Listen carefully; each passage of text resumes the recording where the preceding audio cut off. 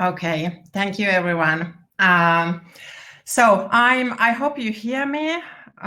Yes, hopefully. So wait, send me a WhatsApp if something is wrong. But yeah, perfect to be here. Thank you for having me. So I'm gonna talk to you today about sustainable innovation cultures. Like, what does it actually require to build up one? I'm Mirkka Länsisalo, and I'm a senior designer and people person at Gofore here in Finland, in Tampere. And Suvi is my colleague to supporting me, and she will be joining the discussion afterwards also. So, desire to change the world is one of the key drivers of success for different kind of organizations, small startups, big corporations, and so on.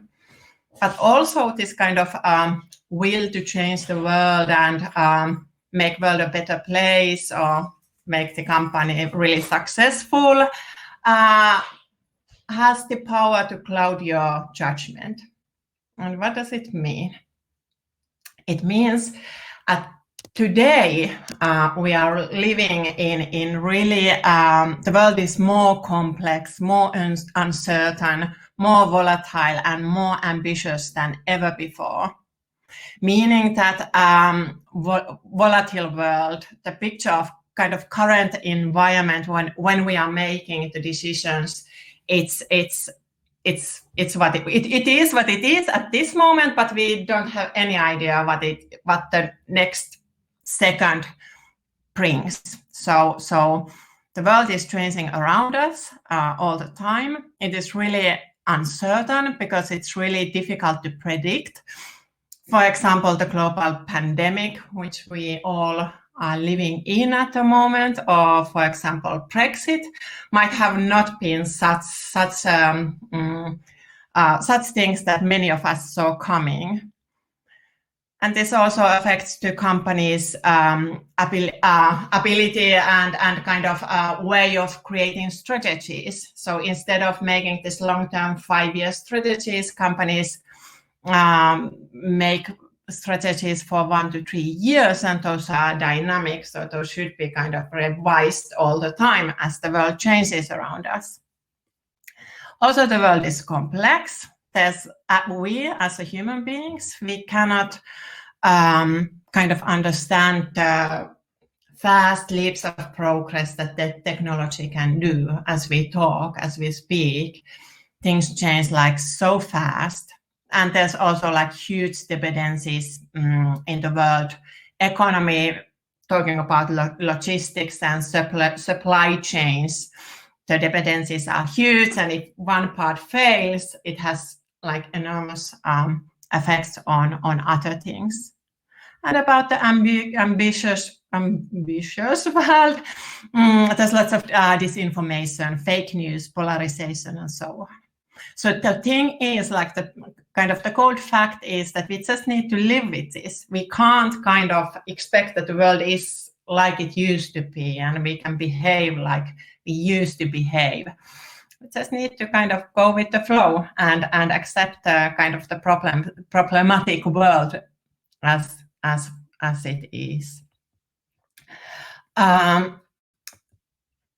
What happens often us in different organizations or companies, we still, even though we know that the world is changing around us and we should kind of be watching out, we really often still look things from inside. We look things from our own bubble. We prefer to work with our own kind of people.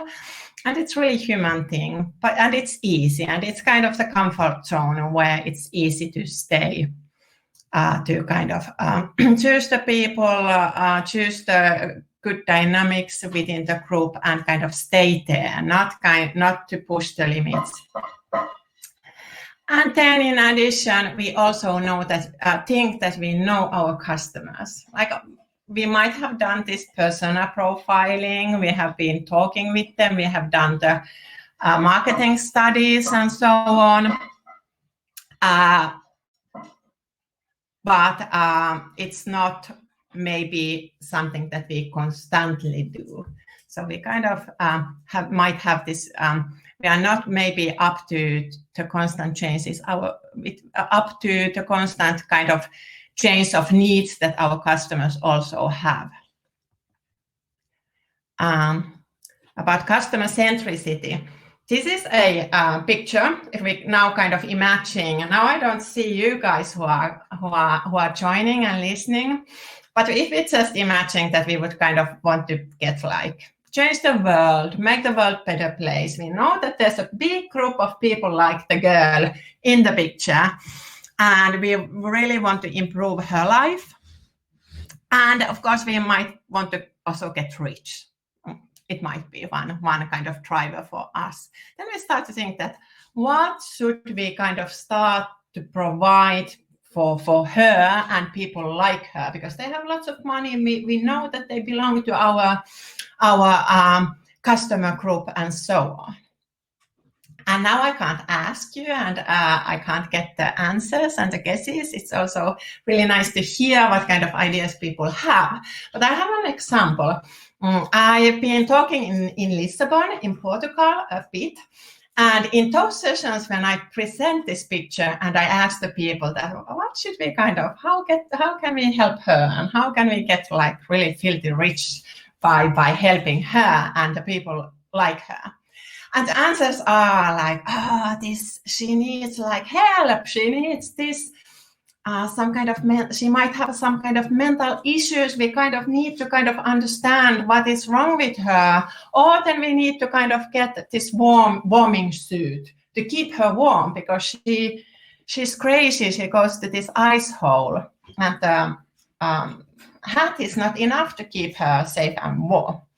And maybe this might be the right answers, but without knowing the history and the motivation and the background and her personal preferences and the context, we are only guessing. And by guessing, there's a huge risk that we go wrong, and we spend time and money by doing things that are not the right problems to solve. Right solutions to solve the problem that she has. And the thing is that in Finland, I don't know if you know this already by now, but in Finland, this is something that Finnish people do for fun and for healthy reasons, because we believe that the ice swimming is good for the mental and physical health. So by providing her with the warm-up suit, it's most certainly it's not the right question, because she wants to get cold. She wants to feel the icy water.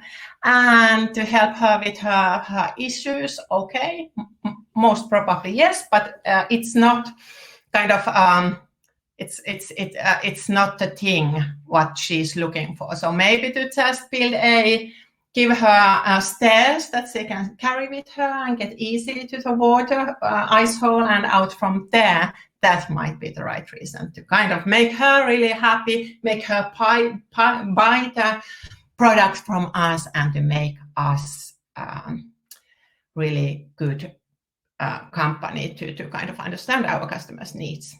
So to kind of keep this customer centricity within the heart of development work is something, this is, you know this mantra, build, measure, learn. So quick steps, small steps, really quick, small steps that you take often.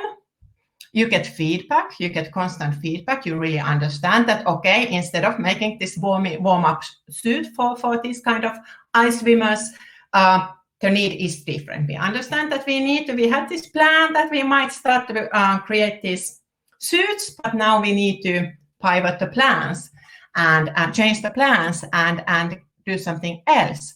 And by doing this cycle within our team, within sharing and sharing the results and understanding that the customer is guiding us, it's not our own bubble that kind of came up with this best idea ever, and we think that we have all the channels, we can really start building up these warm-up suits, and we want to do this because we have spent lots of time to kind of concept this thing. But when we get the feedback from our customers, we understand that no, there's no point of doing this. And it's easy. Instead of opinions and the loudest voices, the customer guides us to right direction. And by keeping this build, measure, learn loop going on and creating transparency, people really, they are not just working here. They are here to create something meaningful and motivational, and they know what the goal is and what kind of are the drivers that guide us to right direction. So lean startup, we know lean startup, fail fast, succeed sooner. We know agile development, adapting to ever-changing needs of our customers or the surroundings, taking iterations step by step, and of course, design thinking, bringing the customer to the heart of everything of the work. We know this, but it's not enough to be really innovative, successful, sustainable as an organization today in Vuga world. We need also, in addition of ways of working, we need to also create teams and ecosystems which include diversity, equity, and inclusion. Diversity is about representation. It's the presence of different identities and abilities. Equity is something that recognizes the advantages and barriers. And it's an approach that ensures this equal access and opportunities for everyone. And inclusion is about involvement. It's about people with different identities and abilities. They feel that they are valued, welcomed, and leveraged. There's a saying that diversity is being invited to the party and inclusion is being asked to dance. I really like that saying. It kind of highlights, emphasizes nicely how should these things be implemented. What does it mean in practice? So this quote, diverse and inclusive cultures are providing companies with a competitive edge over their peers. It summarizes the conclusions that Wall Street Journal did in their ranking, where they examined diversity and inclusion of 500 S&P companies. And the study and the result really confirmed that the social diverse groups are more innovative and productive than homogeneous groups. And this employee diversity, it takes really multiple forms. Like there's these that are easily kind of picked attributes that we understand that make the difference. There's this inborn traits like age, gender, ethnicity, race, sexual orientation, and so on. In addition, of course, a person's background has huge effect on how they see the world and what kind of assets they have. So these are things that what they have studied, what kind of industry background they have, what kind of career path they have. Are they veterans, or have they been working abroad? So they kind of really understand the cultural differences between us, between humans. These are really important too. So how to get a culture like that? It's easy to say that, hey, you need to hire Chief Innovation Officer. You need to change the culture. Just change it. Just look outside your industry and get inspired. Get tricks and treats from there. So it's kind of these are things that are valid. These are things that you should do most definitely in order to get this innovative and sustainable organizational culture up and running in your organization. But it's kind of, these are not really tangible things. It's not really easy to kind of think how they have this direct positive impact to the culture. But there's things that can be done quite easily, actually, because by hiring different people from different backgrounds, you start to kind of organically and kind of just like that change the strengths and the innovative capabilities inside your company. Because people with different backgrounds and experiences often we know that they see the problem from different angles. They have different ways to approach the problem, and so on. They come up with different solutions. And of course, the odds that we will hit the winning solution increase all the time by involving different eyes, different points of views to that process. And as the world changes really fast, the business environment is really fast changing, this kind of responsiveness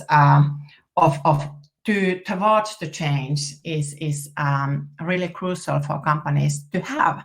And when you have the responsiveness, it leaves the companies better positioned as they kind of find these unconventional solutions to problems compared to some really kind of old-fashioned, like really homogenic group when you compare to group which is really homogenic, and they kind of have been doing the thing together for years, and they kind of all come from same kind of background and maybe even same kind of gender and age group and so on. You get the point. So by starting to recruit and really pay attention that the leadership group, the management group, the boards should be built up from different, really in a diverse way, but also kind of the teams need to be such. So here's an example from companies, from BCG did this study a few years ago, and the evidence here is quite clear how they came up with how they kind of present their findings. So the companies that take the initiative and actively increase the diversity of their management teams, they perform better. And the biggest takeaway is in this picture. It shows strong and statistically significant correlation between the diversity of management teams and overall innovation. So the companies that reported that they have above average diversity on their management teams, they also reported that their innovation revenue was 19% higher than of the companies with below average leadership diversity. So there's it was 45 within above average diverse management groups, and 26 with in those companies where the diversity was below the average. Did I say everything? Hopefully, I kind of shortly kind of lost my point. Then we know, how do we get these people? We want to be diverse, but we also want to get the best ones. We want to kind of have have the best talents inside our company. We want to kind of get diverse. We want to have inclusion. We want to have equity. We understand this. How can we do this? There's, at least in Finland, like there's really fierce competition of top talents. How can we get the best people to work with us? It is the healthy culture that attracts the talents. This might be kind of obvious, but the thing is that we can say that, okay, we are really diverse, we are really inclusive, we kind of let you, give you the power, you are self-organized as teams, and we trust you. There's lots of transparency. The customer is in the heart of our development work, and so on. We can state this. We can make this job offer adverts and write all these things down. But today, especially today, there's lots of things go mouth by mouth.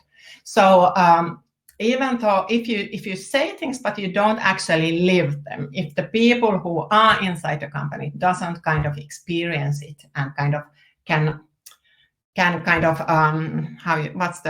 can kind of really confirm that this is our DNA, this is how we work, it's failing. You need to make the people feel and let them live how you kind of want your culture and your organization to be built. So actions speak rather than words. So the innovation culture, this is not in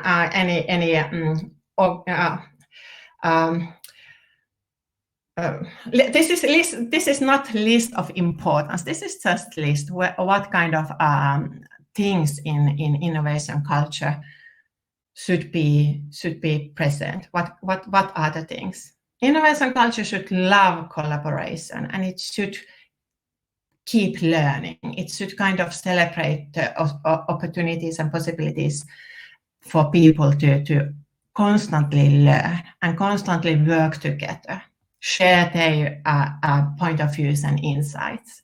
It puts people at the heart of the experience. It puts, and by people I mean customers, but also everyone in the organization. As long as it is reasonable, we of course know that there's certain roles and not everything is for everyone, but you get the point. It celebrates the failure. Failure always tells us, and rejection, it embraces the rejection. These are the things that tell us that, okay, we are going the wrong direction. Remember the girl who went ice swimming, starting to prepare, starting to kind of making these warm-up suits for her would definitely lead us to be bankrupt at some point, at least in Finland. So kind of understanding that, okay, our idea was bad, it sucked, it was not great. It's then we need to just think that, oh, we are so happy that we learned this, because now we can change the direction and innovate something new and fix this. And we haven't spent too much time or resources on this, time and money. Innovation culture also builds psychological safety and encourages transparency. These often go hand in hand. When there's transparency, there's a trust, and then by trust comes safety. And psychological safety in innovation world is really important. So you need to feel appreciated. You need to feel that your voice is heard and appreciated, and there's no wrong or right answers when we innovate and find great solutions. Great innovation culture gets out of the building. We come out from our own bubble. We put the people to the heart of experience. We want to kind of constantly validate our ideas. And of course, bottom line, it praises diversity, equity, and inclusion. There's this saying that it's easier to act your way to new way of thinking than to think your way to new way of acting. And this is just what I said earlier, like actions speak louder than words. So it's about kind of the inclusion and so on, innovation and all the positive aspects of inclusion. They happened in the real context, in the context of real world. So again, no PowerPoints, no like less words, more doing. So it happens in one conversation, one discussion, one project at a time. And the thing is to kind of give the power for the people to do this instead of micromanaging or doing silly things like that. So, and by micromanaging, I mean that there might be this kind of heritage, this past within the organization that they tend to be really careful, and they value values like stability, homogeneity, and they avoid conflict and so on, and they really avoid risk aversion because it makes them feel safe. It makes the management board feel safe when we have everything in our hand to become innovative, to become diverse, to become inclusive. You just need to let go. You need to be brave enough to let go. So the power should be there where the meaningful decisions can be done, are done step by step, doing small iterations, involving people from different backgrounds, and so on. Then as last picture, I just have one slide, one example of my company, Gofore. We did sustainable report last year, and it's just I really like that our CEO, Mikael Nylund, he highlighted. I actually highlighted in this presentation, but he brought up in the report that diversity is also an asset in our work, and we really put forces to build up a culture that is innovative and inclusive, and so on. And in the table, you can see that this has led us to good situation. When we talk about top talents, when we talk about revenue and EBIT, and so on. Thank you. This is my presentation.